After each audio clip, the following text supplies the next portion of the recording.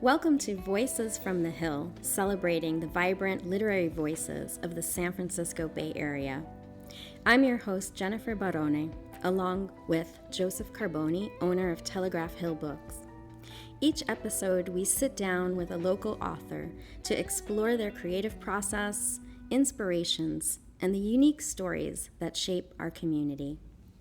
Today, I'm excited to be joined by Genny Lim, poet and author of Island, Poetry and History of Chinese Immigrants on Angel Island, which was a winner of the American Book Award, Paper Gods and Rebels, Child of War, and playwright of Paper Angels. And not only that, she's San Francisco's current poet laureate. Today we'll talk to her about her journey as a writer, her tenure as poet laureate so far, and what inspires her to live and write in the Bay Area. So let's dive in. Genny Lim, welcome to Voices from the Hill, and congratulations on being named San Francisco's 9th poet laureate and our first Chinese American poet laureate. I have personally known you for so many years through actually lots of different circles, through poetry. We've practiced yoga together for many years, and we've even played bocce ball together.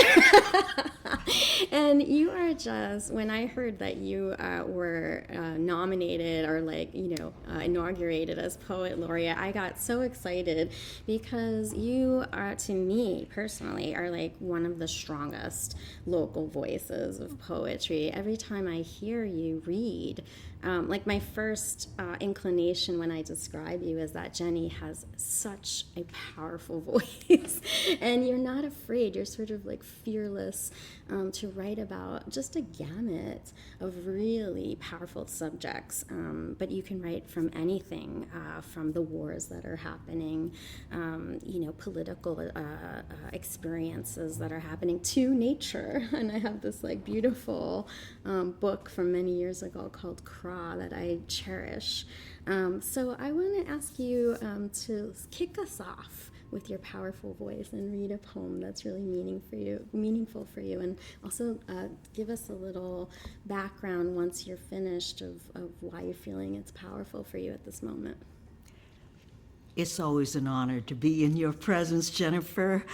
And I have been so remiss on my yoga because of my busy schedule, so I can only muster terrible downward dog now and then.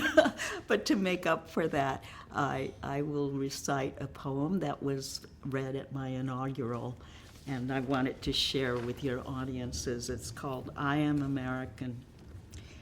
We live, love, work, dream in this Babylon of 48 hills, perched on the graves of the Ramaytush Ohlone, in a shifting map of immigrant odysseys, summoned like wild geese to a fog-born vision of gold and grit, a city hunkered on a fault line, a city reared on rock and roll and the summer of love, beat poetry, bebop, hip-hop, rap, and zen.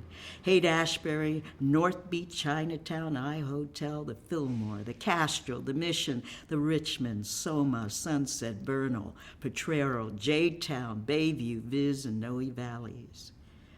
Men, women, children, seeding our dreams to be born anew, like hungry ghosts in driverless cars, converging at an all-you-can-eat buffet. We know we can do what AI can never do, 'cause they not like us. We improvise, we cool. We're greater than the sum of what we were. We bury our ancestral bones, our shadows, our baggage. We cast our fate to far-flung gods. Greenhorn, grasshoppers leaping into the blue without a Hail Mary, net or rope. In story after story of win or lose. Blood, sweat, death, and redemption, destitute souls, hitching rides with tricksters and traffickers, clutching paper passports stamped alien to survive. War, famine, poverty. Descendants of deportees, daughters of sewing women like me, second generation of a sanctuary city that wraps around itself like a rattlesnake at the hip of the Golden Gate. Many mouths have lost their tongues to feed their inner beast, waiting lonely hours, days, weeks for that one break, that second chance that could be as fleeting as a green card to cross the border state. Is this what it means to be American? Where are you from, brother, sister?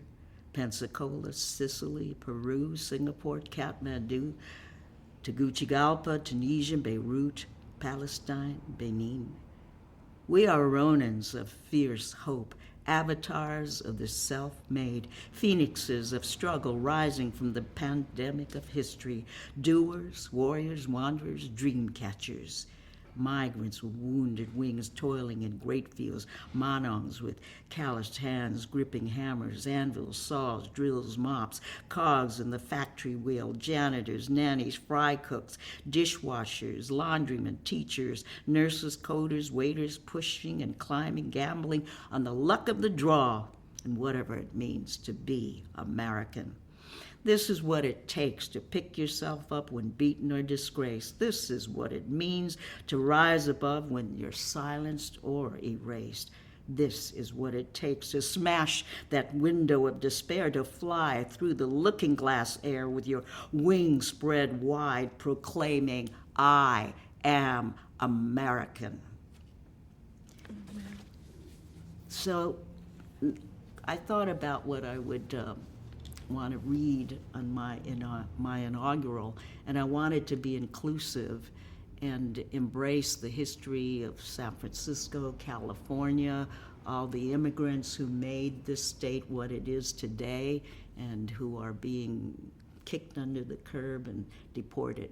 And I wanted us to join in our celebration of our histories, our proud identities, and never to succumb to all the stereotypes and the trashing that we've been receiving as immigrants and descendants of immigrants.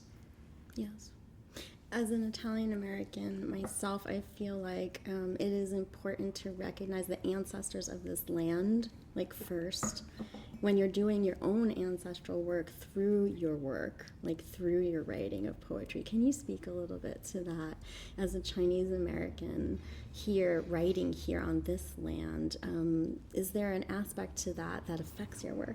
Absolutely. I did my DNA with National Geographic about 25 years ago and found out that my DNA ancestry through my mom was as Chukchi, Siberian reindeer people, and I never knew her history because once a Chinese woman is back in China, once they marry into a family, they kind of lose their maiden identity and they don't keep their last names, and they're only identified through their husband's family and lineage. So when I found that out, I got pretty excited, and I have always believed that in that land bridge, I mean, people, it's debatable, the Bering Strait and the steppes that connected, the Bering Siberian country to North America, and that they came down. And when you look at the DNA, I have the same DNA as the Mayan Native Americans. So I acknowledge that, and I and probably more people than they realize have connected ancestry through a lot of the land bridges that existed before, all the earthquakes and whatnot that pulled all of the continents apart. I believe that there was a lot more travel, and even now they're discovering a skull in China that predates many of the findings, archaeological specimens they've had before, and then now they're realizing that even here in North America that people were here maybe 100,000 years ago. Mm-hmm. So China's history is absolutely incredible. I mean, so many things that most people don't even realize were either originated in China, invented in China. I also found out that like the earliest form of the rose, like the green rose, came from China. And then it moved, the rose also immigrated all over the world into various like colors and forms, but the earliest was from China, a green rose. So yeah, I mean, how do you go back and connect also to your own heritage, as well as, it sounds like a journey of constant discovery of our heritage, our earliest DNA through the ancestral? Yeah, I don't self-identify actually as Native American because I grew up culturally in a Chinese family, and so that's really how I self-identify. And although my consciousness is aware that there is a genetic memory that works through me, and that comes through my poetry. So because I don't have the genealogical record of my family, both sides of my grandparents are gone, completely evaporated. I don't even know their names, and they're all, my parents are gone, and most of my older relatives have passed on too. So I should have done that research when I was much younger, but now it's too late. So I have to do the excavation and the recovery process through my imagination and whatever comes to me. And again, that's the muse of most writers, is their subconscious, and a lot of it comes in dreams and memories and fragments, and that's all you have to go on. And I think identity is a very elusive thing, and people are self-identifying through their culture, whatever that the cultural norms are.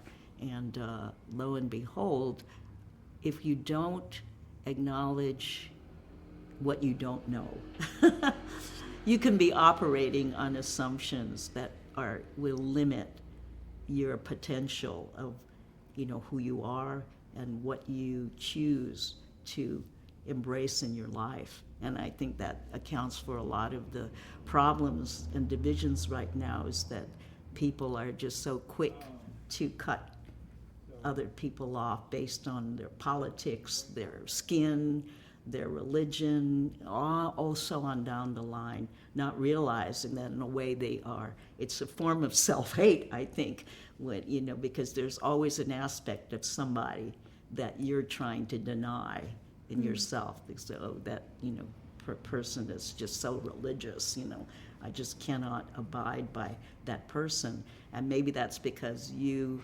have ignored your own spirituality, right? It doesn't have to be Catholicism, but spirituality is nature for me, and that's a form of religion. Yeah, I mean, even Catholicism is somewhat fluid, taking from many different cultures. Right, if you look at Reform, if you look at the history of rituals and things that were used, it almost is like what your poem about being an American was so rich with imagery of all the different cultures, right, that are here. But even spirituality for a lot of people in America takes on that sort of melting pot sometimes of and sometimes ritual. It could be used, in a very hostile, antagonistic way, to make difference, rather than reuniting, people. Well, I'm this and you're not that, so you're, excluded. And I think the limitations are in the individual oftentimes, not in the basis and fundamentals and philosophy of that particular religion, because I don't know of any religion that espouses hatred, right? Right, it's mostly supposed to be love. Right, and I think the practitioners have gotten so far away from that, and I believe that they're they're still stuck in the head that they probably don't really practice, How do we practice love? That's a really good question, right? By empathy, I think. Through empathy, and that which is different. People acknowledge from sympathy, and that is feeling what someone else is feeling. And you can do that, by opening your heart. And people are so shut down, and I think a lot has to do with the social media and technology, that you can be inured to looking at, a bombing, people lying, in debris, and you can just look at it as an image and not even connect with, well, who is that child that's lying there? Does she have a family? Where are they? Are they all gone? So that inability to be with someone, to sit and listen with someone, is, I think, is something that has been lost to a large degree, and we got to find our way back to that. And I think our political climate is really antithetical to building a sense of worldwide community. And I think our poetry tries, in spite of all the obstacles, in spite of, films and everything else being much more popular than going to a poetry reading, we're always trying to build, inclusion and a community.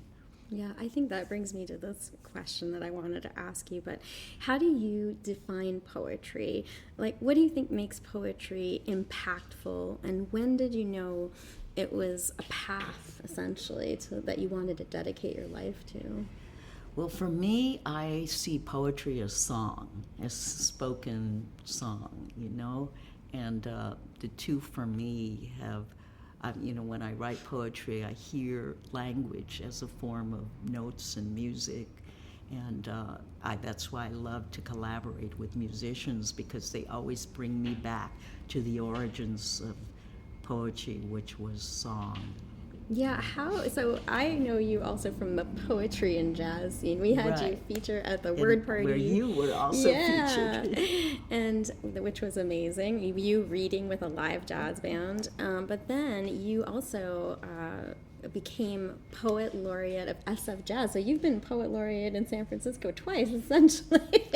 So what was that experience like, being Poet Laureate of SF Jazz? And then also you mentioned performing with some incredible jazz musicians. Can you talk about, like, how did you get into this genre of reading with jazz musicians? Well, I lived in New York for 6 years, and that was kind of my everyday go-to place.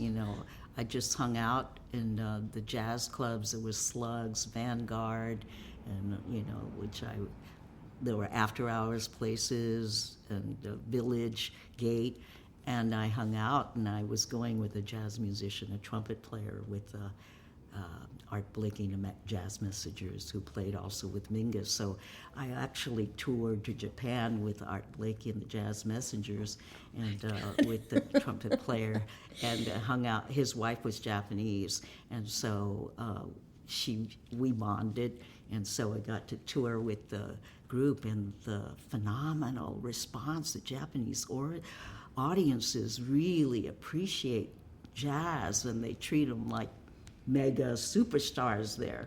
They didn't get that kind of treatment here in the States. They were really, truly embraced and almost worshipped. So I heard a lot of jazz, and then I even tried to learn jazz piano. I played a little bit with Cedar Walton, a lovely man.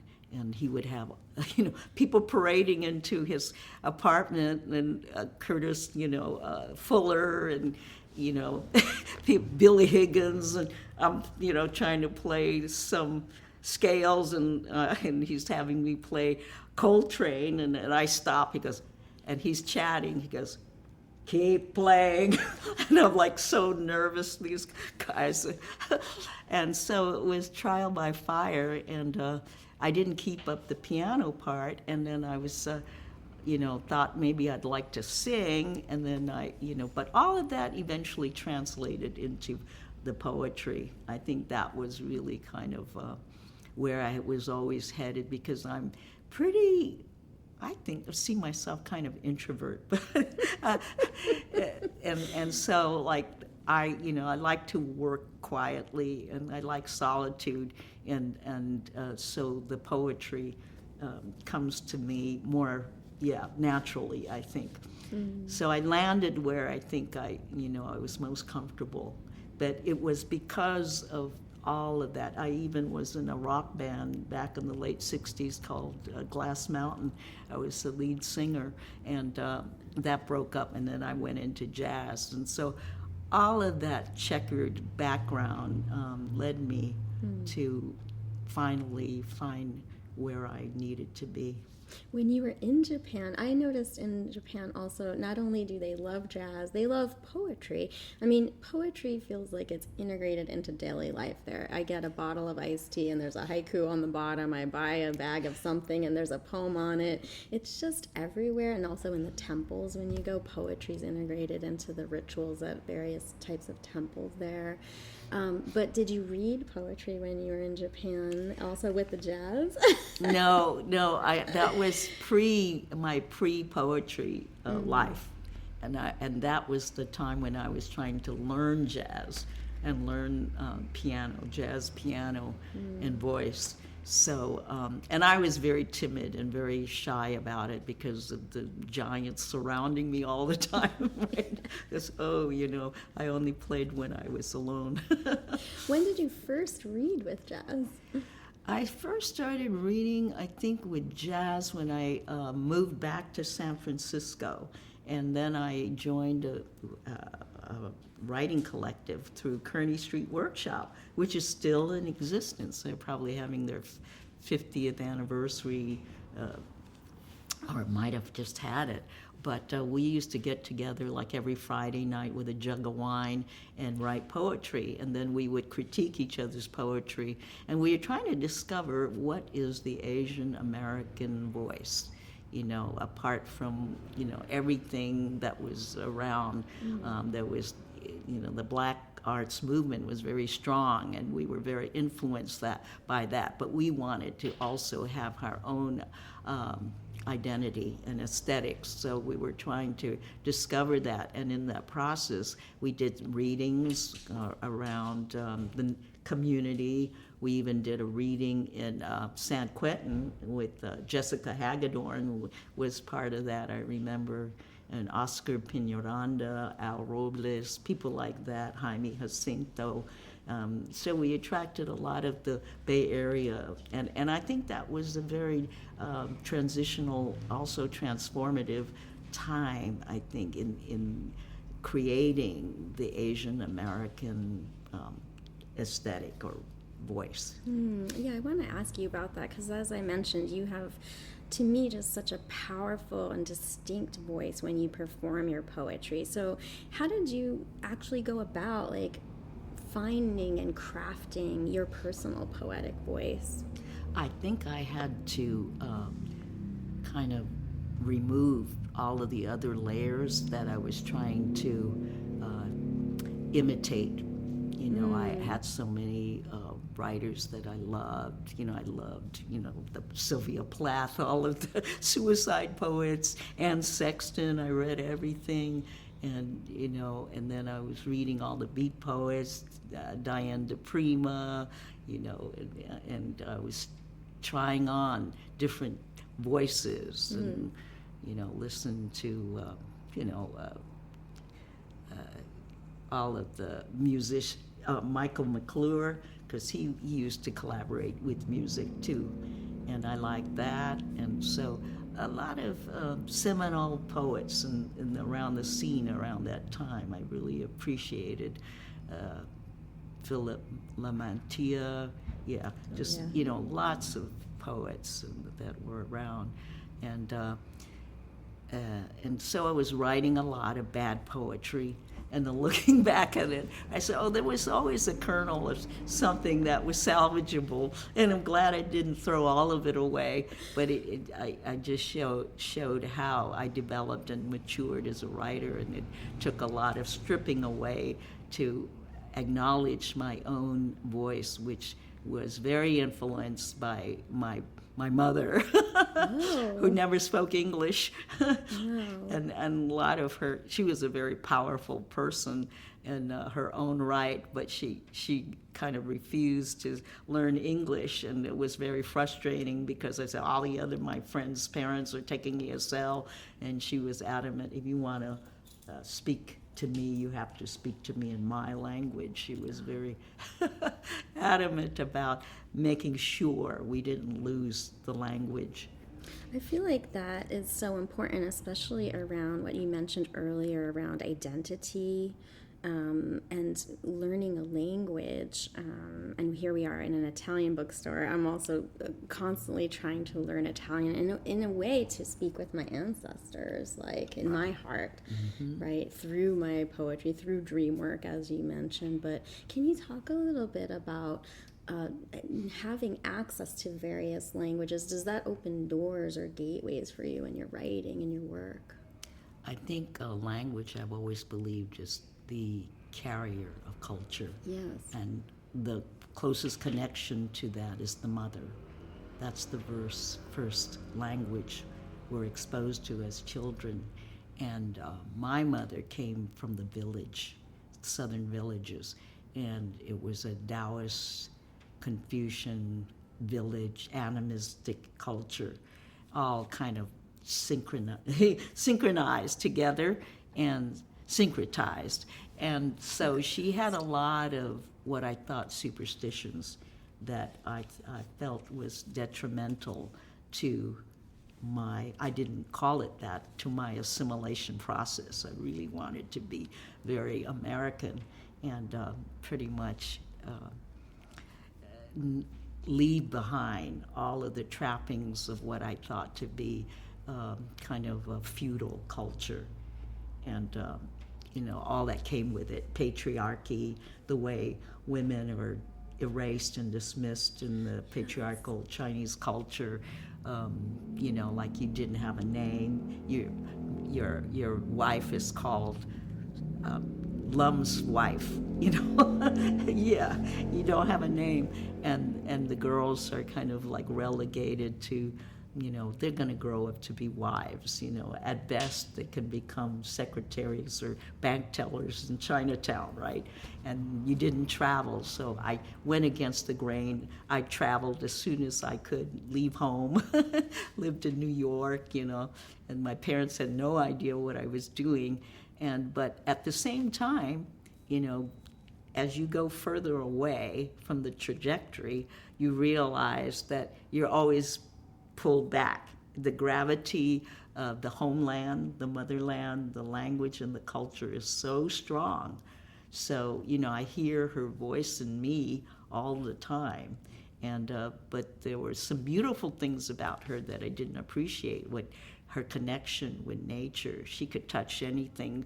We didn't have a garden, we had a rooftop. We lived in an alley called Winter Place, and the rooftop was her place, her garden. She could make anything grow, and in pots. And my job was every Saturday to water it, and we didn't have, hose. We had to carry it downstairs, 2 flights of stairs in a big bucket and water it. That and dusting everything in the house. And so she had like spells that she, chants that she would recite for growing things. For when I had nightmares, she had a chant to, ward off the evil negative energies. If I had a tear on my clothing, and instead of taking the whole dress off, she would sew it, but to prevent spirits from entering into you through the cloth, she would have a chant for that. So those are it was all very musical. I've always, the chants are always little songs and with a little melody and rhythm. So I find that intruding into my poems all the time, but I think in a good way. Well, it sounds so full of depth, full of richness, and full of poetry. All of those actions that she took. It was oral, oral tradition, oral poetry. And I think the first poems, were song essentially. They were, and the repetitive nature was a way, and that appears in poetry too, when we have rhythm and meter and things that repeat sometimes, but as a way of getting into your psyche and kind of becoming integrated into your daily life and your rituals. In the early Chinatown, there were a lot of women, and they're regular working people. They work in restaurants, they're seamstresses, They, and or they work in gardens or farms down in the, valley, and they had a tradition of singing wooden fish songs, and they would take a clapper that was a fish clapper and sing and play with a stick to a rhythm, and they would sing these songs. And we had a wooden fish singing event at the Chinese Culture Center. This is about 40 years ago. Let's bring it back. That sounds amazing. I couldn't believe it. All these women, they had their shopping bags, they dropped it, put it down, they jumped on stage, and they started reciting these songs extemporaneously, and I was just blown away. I had no idea that, that it was such a pervasive, common tradition. And they're basically, it sounds just like the blues, southern, rural black blues. Yeah, and but it's all lost. Yeah. Well, we're maybe reclaiming that through your work, I think, right? Maybe a tenth of it. Yeah. At least the spirit of it, hopefully. Yeah. Thank you. I feel like also some of what you were just talking about, your mother, might also be here in this poem that I read yesterday, Mother Tongue. Right. Do you maybe want to read a little bit, maybe a portion of it? Oh, okay. I think that could be cool. Okay, Mother Tongue is for my Chukchi Chinese mother, Lin Sun Lim, who lived from 1906 to 2007. Koi, here. Nin, there. Language is the boat that delivers memory across the ocean of time. Time and seasons, steady and strong, like the hands that coax childbirth. Duck eggs preserved in mud with yolks orange as persimmon, village cures for night sweats, nightmares, fainting, and flatulence among a cabal of sewing women. Oh, so beautiful. Thank you. So beautiful. What about, so you have the layer of being Chinese American on top of, being, trying to figure out what it even means to be American, which is what I was gathering from your first poem. But then you have a third layer of being a woman. Right. Yeah, I mean, how does that, and connecting to your mother in your poems, how does that come through your work, come through your exploration of your identity, and play out in your life? Well, I think I came from a kind of a matriarchal family because my mother was so powerful that she ruled the home. My father ruled everything in the outside world, but once he came home, she was his boss. So all the women in my family, like 7 and only one brother, and so we have 6 of us girls, and they're all very strong, and each in her own right. And, each of them have bucked the system in their own ways. Yeah. You are not afraid, I think, also to, tackle things in your poetry, like grief and war. Do you feel that there's a responsibility to write about some of these topics that are happening right now? And how do you, maybe what's some advice that you would be giving to, younger poets that are coming on the scene as poet laureates to be approach some of these really difficult and challenging topics through their work? I think growing up right now is a challenge for young people. Sure, they have the advantage of the technology that we don't have. They have access to social media, which we didn't have. Everything is sped up in their lives, and I think they find themselves kind of trapped in the culture that they weren't here to create, but yet they're having to navigate all of these challenges that they're living, particularly in urban areas, dealing with so much crime and drugs, homelessness, and immigration deportations, many families. So they're living in terror and operating on that. And there's a lot of frustration, desperation, I think a lot of despair, and the need for some kind of refuge and healing. And where do they go? A lot of them are not participating in faith, traditions. They don't go to church. They go to the music, they go to concerts, they go to clubs, or, what, and hang out at places, and, there's the whole car culture, and that's, so I think giving them, like, this is the year that we're establishing the San Francisco Youth Poet Laureate program for the first time. And, I think it was high time that it happened, because we have so many talented, dynamic voices in the city, in the Bay Area.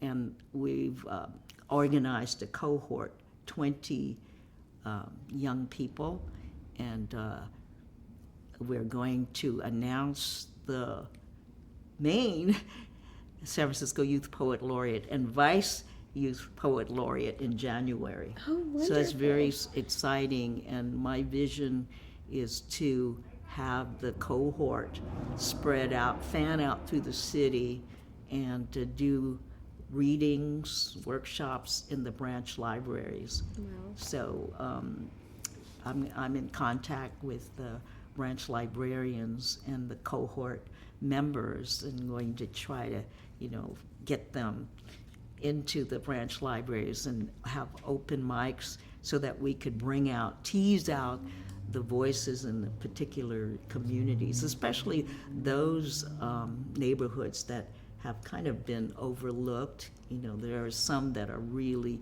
vibrant and have like full programs going, and there are others that don't have as many programs available for their communities. So trying to provide some equity and diversity in the way we approach these cohort presentations. Well, it's about time we have a youth poet laureate. Yes, that absolutely. Sounds amazing. What other programs and initiatives are you working on as poet laureate? And I would love to hear about Facing the Moon, Songs of the Diaspora as well. I think every poet laureate, like the laureateship is never, there's no blueprint or requirements, that you kind of navigate and map your own destination. And a lot of it is the personality and the approach of that particular individual. So each laureate has had their own pet projects and their own vision. And because I was trying to find out when I was first appointed, I had asked the advice and was told, well, I did this, but you should do what you want to do. I did a series, and the mission is still going. I asked Alejandro and Divorce. She did like an anthology, and she worked on the anthology and so forth. And of course, we all know Jack, Yes. He had the World Poetry Festival right here in San Francisco, and, he was able to get that support from the Friends of the San Francisco Public Library and bring in all these world poets from all over.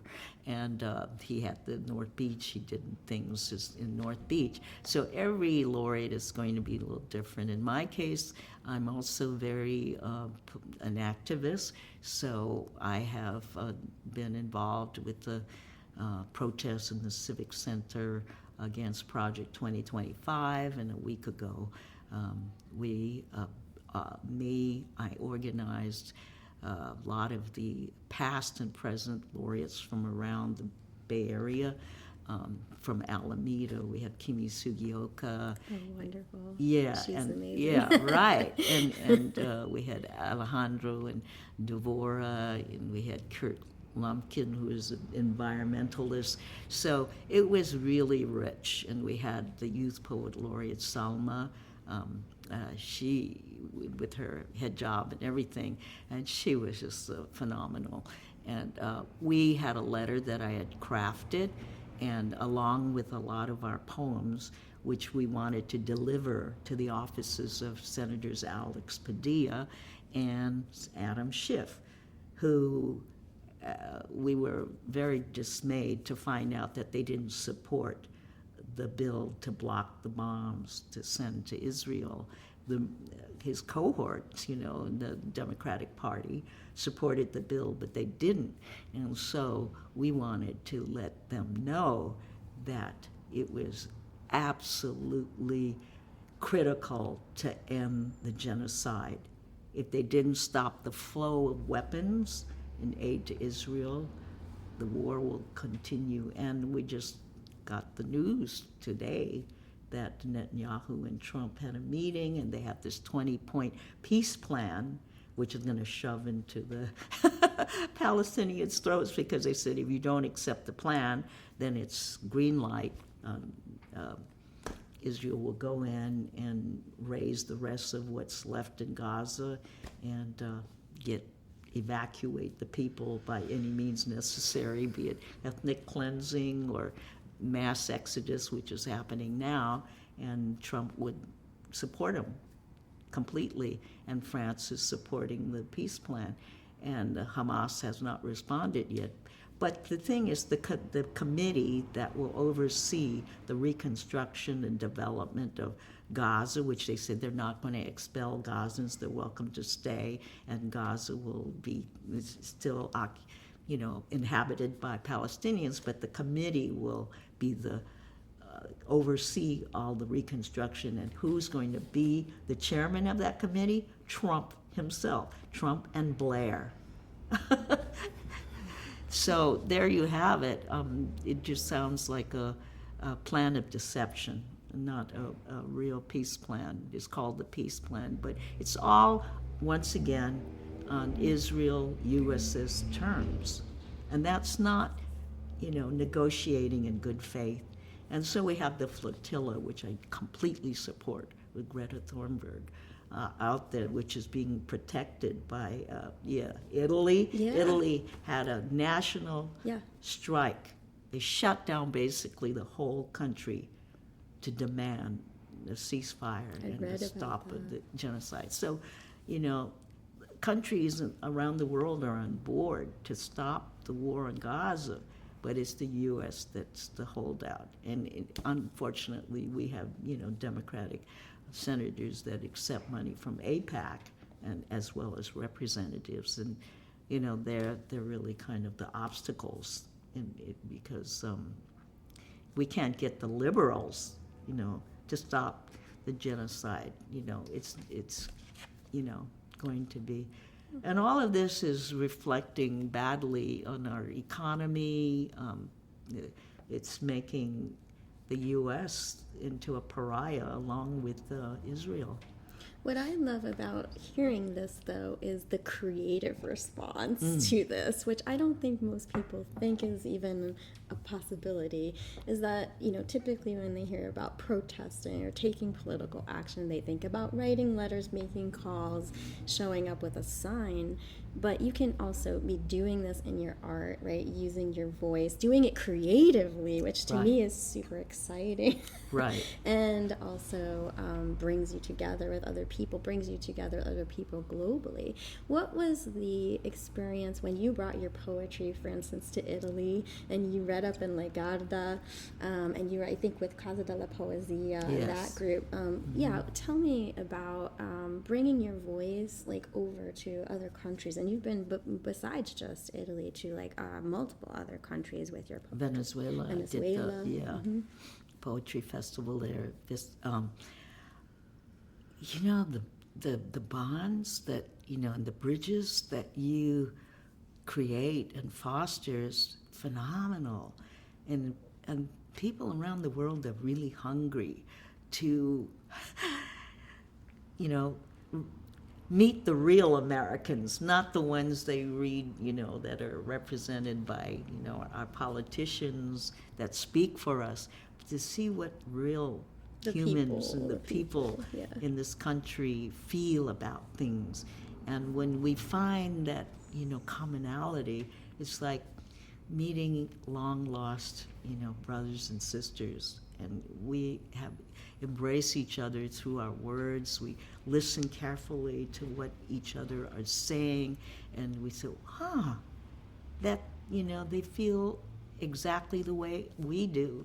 They're in their way, they're resisting the fascism, in their leadership. Their leadership doesn't represent the people, and and here in this country, they don't hear our voices. They only hear it when we go there and tell them, well, now we're dealing with censorship big Right. time on our voices, Absolutely. right? Book burnings and people not being allowed to speak, media, Journalists being attacked, and Teachers media being ripped, yeah. taking their shows taken away from them. Right. And so there's a media war on the freedom of speech. Like, how do you feel about that as a poet?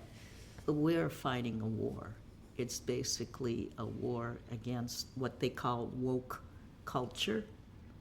And they've, created such, a monster image of who we are, and that they're able to garner and coalesce under people like Kirk, right, to amass, a MAGA movement that is out there to basically crush democracy and consent.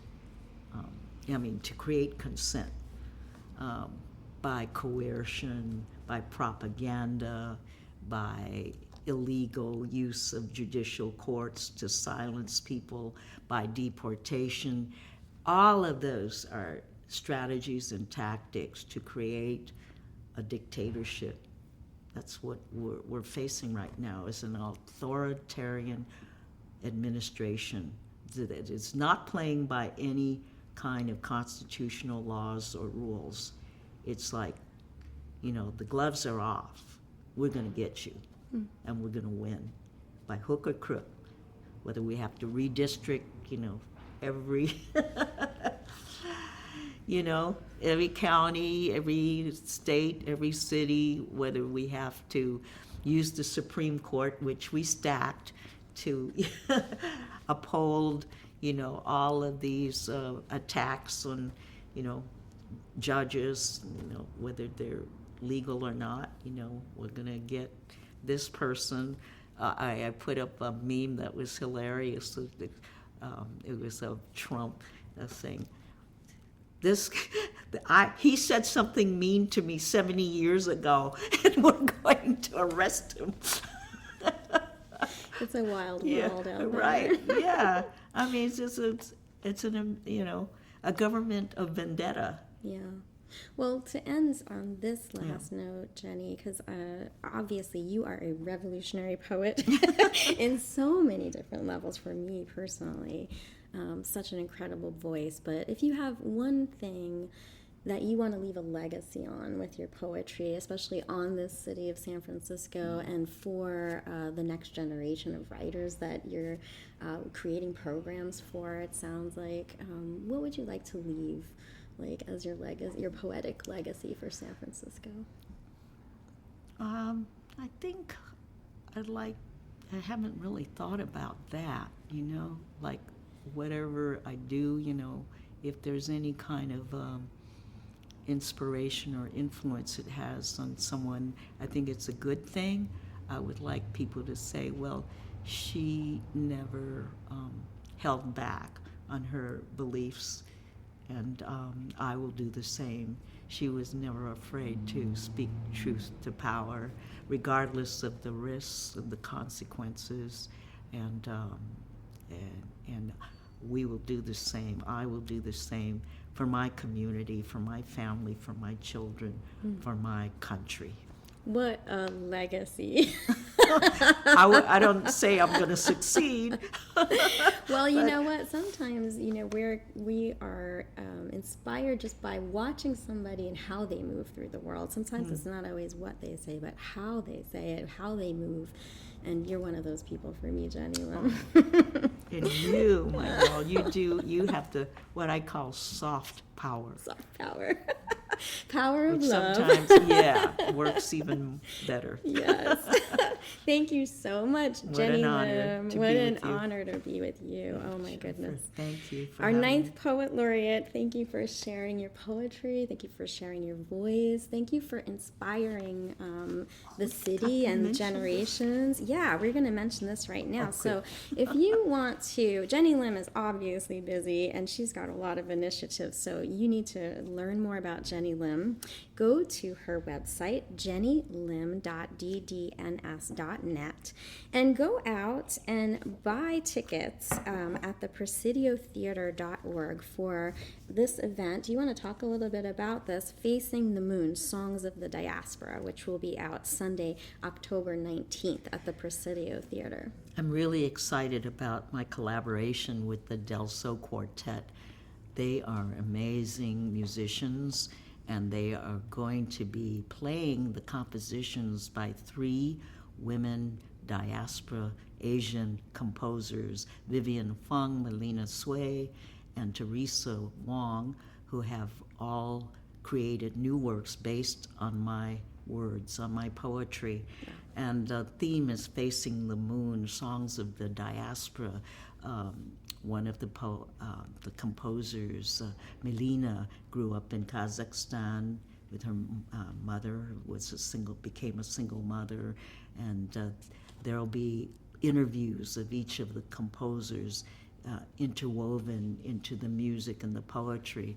And then Vivian Fung had her background was as a Cambodian Chinese, and so she talks about those challenges that she faced. So both of them were immigrant families, and Teresa Wong, she's from the East Coast, and she has an amazing immigrant story that goes back to Taiwan.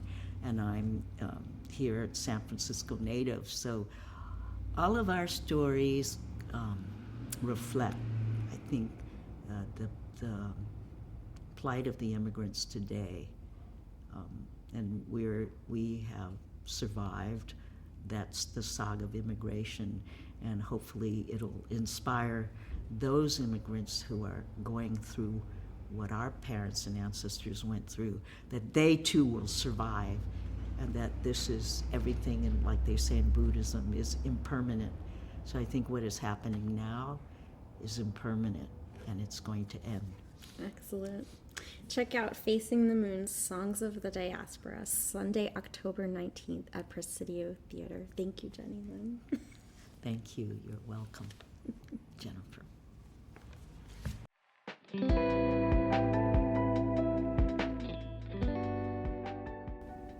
This podcast is brought to you by Telegraph Hill Arts and Literature. If you enjoyed today's episode, please follow, subscribe, and leave us a review. Visit tellhighlit.org to find out about our local events such as author talks, writing workshops, and more. Consider making a donation to support our public programs. If you're a Bay Area author interested in being on the show, we'd love to hear from you. Reach out to us at submissions@tellhighlit.org. Thanks again for tuning in. I'm Jennifer Barone, along with Joseph Carboni at Telegraph Hill Arts and Literature, and this has been Voices from the Hill. Until next time, keep reading, keep writing, stay inspired, and come visit us at Telegraph Hill Books in North Beach, San Francisco.